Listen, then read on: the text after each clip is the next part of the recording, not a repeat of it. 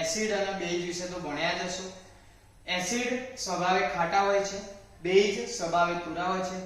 તો તમે ઘણી વખત જોયું છે કે એસિડ એ પોતે જ્વલનશીલ સ્વભાવ ધરાવે છે, બરાબર, અને બેઝિક એ જ્વલનશીલ સ્વભાવ ધરાવતા નથી.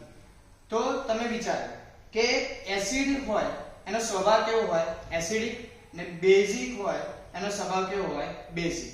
તો અહીંયા ઘણી વખત તમે જોતા હશો લેબની અંદર કે ઘણા બધા એસિડ પડ્યા હોય, ઘણા બધા બેઝિક પડ્યા હોય, પણ આપણે આજે એક પ્રયોગ કરીશું કે જેનાથી આપણે એસિડ અને બેઝિકની સાંદ્રતા મતલબ H+ આયન એસિડમાં રહેલા અને બેઝમાં રહેલા OH- આયન બંને આયનો આપણે સમાન કરીશું અને એમને તટસ્થ બનાવીશું. મતલબ એસિડ ની અંદર એસિડિક નો ગુણધર્મ નહીં રહે અને બેઝ નો અંદર બેઝિકતાનો ગુણધર્મ નહીં રહે.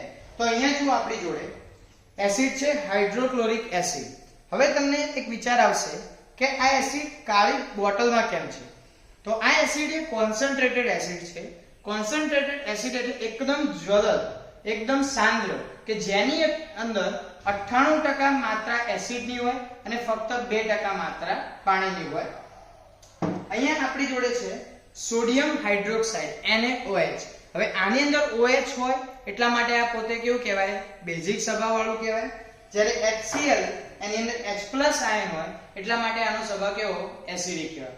તો અહીંયા આપણે એસિડ કોન્સન્ટ્રેટેડ છે તેને પાણી ઉમેરીને એક બીકરની અંદર એને આપણે ડાયલ્યુટ એસિડ બનાવેલું છે અને બીજા બીકરની અંદર આપણે NaOH નું સોલ્યુશન બનાવેલું છે.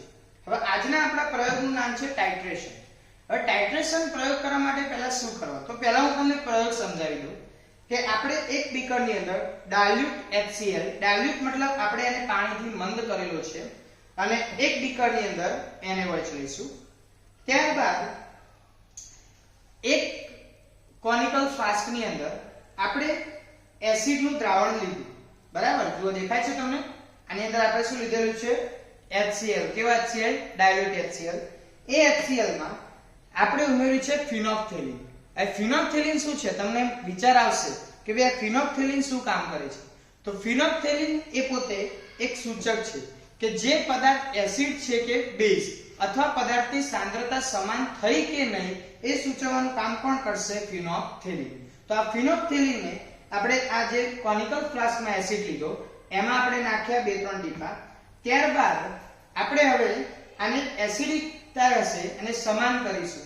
તો કેવી રીતે? જુઓ, આ NaOH નું સોલ્યુશન છે, બરાબર, સોડિયમ હાઇડ્રોક્સાઇડ. એને આપણે ધીમે ધીમે આ કોનિકલ ફ્લાસ્કની અંદર નાખીશું.